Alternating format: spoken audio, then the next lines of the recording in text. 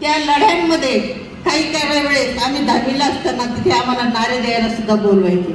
म्हणजे आणि विशेष म्हणजे घरामध्ये दादा असल्यामुळे, काका असल्यामुळे दुसरा कोणताही गंध किंवा दुसरं कोणतंही शरीराला चिटकलं नाही.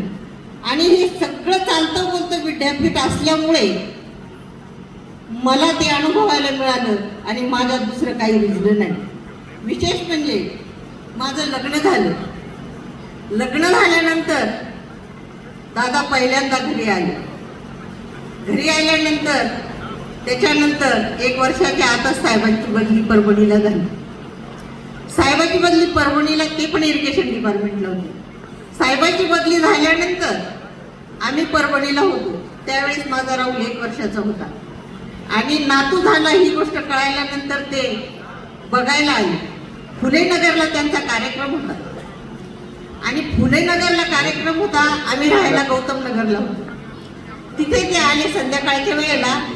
तिथे लाऊडस्पीकर लागलेला होता आणि त्याच्यावर गाणं चालू होतं, भीमा तुझ्या मताचे जर 5 लोक असते, तलवारीचे तयाला न्यारीचं टोक असतं. हे गाणं चालू होतं. काका जावयांना बोलले, जावई गाणं तर फारच छान आहे आणि गीतरचना सुद्धा समाजाचा अभ्यास करून गीतरचना तयार केलेली आहे. कुणी बरं लिहिले हे गाणं? जावई हसून म्हणाले, मामा हे गाणं तुमचं ते गायलं दुसऱ्यांनी. म्हणजे गाणे किती आहेत हे काकांना माहीत नसायचं. गाणं जिथं लिहिलं तिथंच सोडायचं. जिथं रजिस्टर ज्या गायकाने मागितलं तिथंच द्यायचं.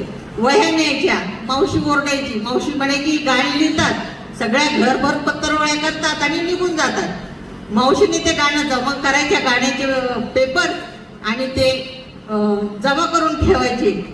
त्यांनी मावशी रागवली की काका म्हणायचे, अगं दमाळे जाऊ दे, नेऊ दे त्या लोकांना वया पुस्तकं.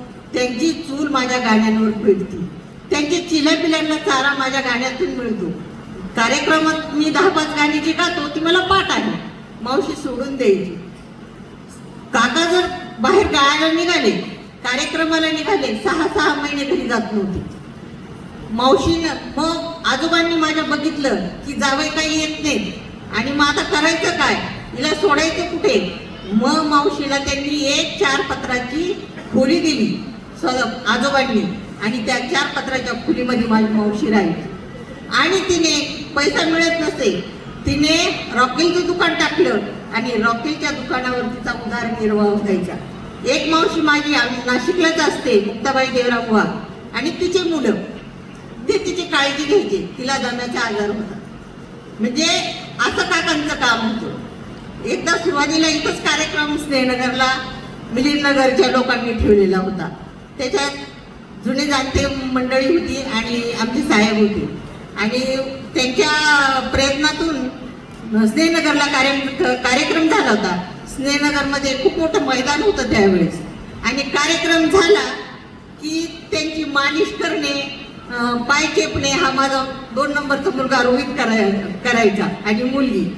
काका थकून यायची. कार्यक्रम संपल्यावर काहीच समजत नव्हतं. नंतर त्याच्यानंतर दुसरा एक प्रसंग सांगते. दुसरा प्रसंग असा, काकांचा स्वभाव अगदी शिस्तबद्ध आणि रागिष्ट होता. इतका रागिष्ट होता की गाण्याचा ताल आणि तबलाचा ठेका इकडच्या इकडं झाला नाही पाहिजे, हे काकांचं महत्व होतं. मी लहान होते, 4थी-5वीला असेल, 4थीलाच असेल आणि त्यावेळेस वडील जायकवाडी धरणावर होते. जायकवाडी धरणावर होते, तिथे कार्यक्रम होता. कार्यक्रम अगदी रंगात आला आणि रंगात आल्यानंतर ढोलकीवाल्याचा ताल सुटला. ढोलकीवाल्याचं लक्ष ढोलकीवर नव्हतं. त्याचा जसा ढोलकीचा ठेका हुकला तसंच स्टेजवर काकांनी खाडकन त्याच्या कानाखाली लगवलं. मला वाटतं आचार्य मामांना ही गोष्ट माहीत असेल. त्याचं नाव होतं नथू. त्या माणसाच्या तोंडामध्ये त्यांनी मारली. म्हणजे असं काकांचं काम होतं. जरा सुद्धा गाण्याच्या बाबतीत हलगर्जीपणा होता. थोडी सुद्धा चाल चुकलेली नव्हती. आजकाल जरा थोडे गायक गाणे वगैरे चुकतात, चाल चुकते तर जरा वाईट वाटतं का काकांचे हे गाणे त्यांना असे नाही गायले पाहिजे. दुसरी अजून एक तुम्हाला गोष्ट सांगते. काकांना 9 वाजता जेवण लागायचं. 9 वाजता जेवण लागल्यानंतर त्यांना झणझणीत बोंबलाची चटणी भाकरी लागायची. दुसरं ते काही खात नव्हते. मी एक आल्यानंतर बोंबलाचं कालवण आणि भाकरी केली आणि अशाच एका प्रेमापोटी एका माणसाने मटण आणून दिलं. ताई मालकीन घरी नाही आहे, हे तुम्ही करून घाला. आणि काका बसलेले होते. मी म्हटलं काका मी कालवण भाकर केलेली आहे, तुम्ही खा की, आपण शिजून ठेवू आणि उद्या करू. नाही नाही म्हणे. म्हणलं जाऊ दे आता, मला पण कंटाळा आला, मी नाही करत. काकांनी ऐकलं नाही, घेतली पिशवी आणि मांजरी पुढे ठेवली. म्हणजे असा काकांचा स्वभाव होता, खूपच कडक, खूपच शिस्तीचं. अजून एक प्रसंग सांगते. काका जब्बार पटेल औरंगाबादला एकनाथ संत मंदिरला कार्यक्रम होता आणि एकनाथ संत मंदिरला कार्यक्रम असताना तिथे 100 बौद्ध मूर्तीचं वाटप होतं आणि एक गुणगौरव पुरस्कार हा काका त्यांच्याकडे पुस्तक होतं. तिथल्या प्राध्यापक मंडळीने ते पुस्तक छापलेलं होतं आणि त्या पुस्तकाचं प्रकाशन होतं. आणि माझ्या आईला त्यांनी निरोप पाठवला की आंबेजोगाईच्या मुलीला निरोप दे आणि तिला बोलवून घे, माझा कार्यक्रम आहे, ती येऊ शकते का बघ. मला जसाच निरोप मिळाला मी औरंगाबादला पोहोचले. औरंगाबादला पोहोचल्यानंतर एकनाथ रंग मंदिर खचाखच भरलेलं होतं, पण ती नजर मला शोधत होती, ही आली का नाही कार्यक्रमाला. आणि मी दिसल्याबरोबर काकांनी हसू केलं आणि वरती ये असं म्हटलं इशाऱ्याने. मी वरती गेले, काकांनी बाजूला चेअर टाकायला लावली आणि त्या चेअरवर बसले. बसल्यावर त्यांनी माझी विचारपूस केली. त्यावेळेस साहेब गेलेले होते.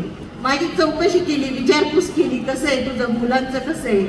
तर मी म्हटले चांगलं आहे, व्यवस्थित आहे, तुम्ही काय काळजी करू नका, ते व्यवस्थित राहील कारण तू माझ्या तालमीत घडलेली आहे, असं त्यांनी मला बोलले. आणि बोलल्यानंतर त्या कार्यक्रमाला जब्बार पटेल आणि प्रल्हाद शिंदे आलेले होते. त्यांची माझी भेट घालून दिली, त्यांची ओळख करून दिली आणि ओळख झाल्यानंतर मग कार्यक्रम संपत आला. मी पाया पडले आणि मला त्यांनी एक वाक्य सांगितलं का तुझ्या जीवनाचं वाळवंट झालेलं आहे आणि तू ते नंदनवन केलं पाहिजे. आणि त्याच मार्गावर मी आजपर्यंत चाललेली आहे आणि माझ्या जीवनाचं खरंच नंदनवन झालेलं आहे. कारण साहेब केले त्यावेळेस मुलं फार लहान लहान होती आणि सगळ्यात हे आंबेजोगाईला ही हिस्ट्री माहिती आहे, त्याच्यामुळे सांगण्याची गरज नाहीये. आणि आणखीन एक प्रसंग सांगते आणि थांबते. काकांना निरोप होता. कमालनगरला काका कुणाचं तरी चरित्र लिहायला जायचे. चरित्र लिहायला जायचे, पण तेव्हा काही मी एवढं लक्ष केलं नाही. नाशिक ते आणि कमालनगर हा प्रवास खूप दूरचा होता. मग दूरचा असल्यामुळे काका माझ्याकडे यायचे, थांबायचे आणि 2-3 दिवस मुक्काम करायचे आणि थोडासा आराम करून कमालनगरला जायचे.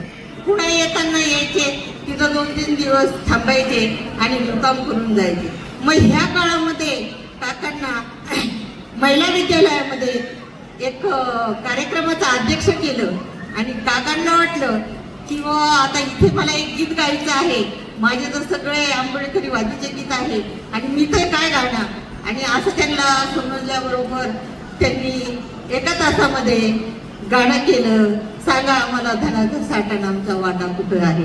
हे गाणं आंबेजोगाई मिलिंदनगर या ठिकाणी माझ्या घरात झालं, जन्माला आलं, याचा मला सार्थ अभिमान आहे. विशेष म्हणजे हे गाणं जगभर गाजते. असं करत करत शेवटी काकांनी म्हटले की आता तुझी माझी भेट होणं शक्य नाही आणि तुला जर जमत तर तूच मला येऊन भेटत जा. मलाही संसाराच्या गाड्यातनं जाणं झालं नाही आणि मी शेवटी मग त्याच्या अंत्यविधीलाच मला जावं लागलं. काकांचे जवळचे 1-2 गीत आहेत, ते मी जास्त काही गाणार नाही, पण 1-2 ओळी तुमच्यासमोर सादर करते.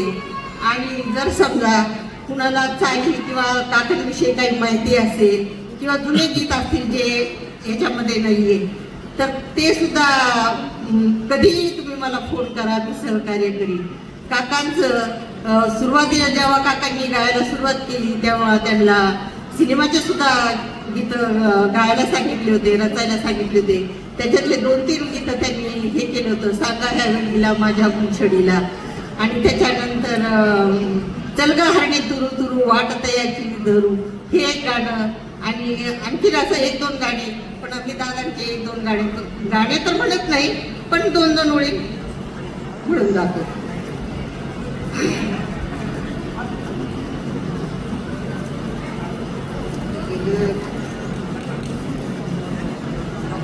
निज प्राण भीमाने केले देशात उदास विधान. निज प्राण भीमाने केले देशात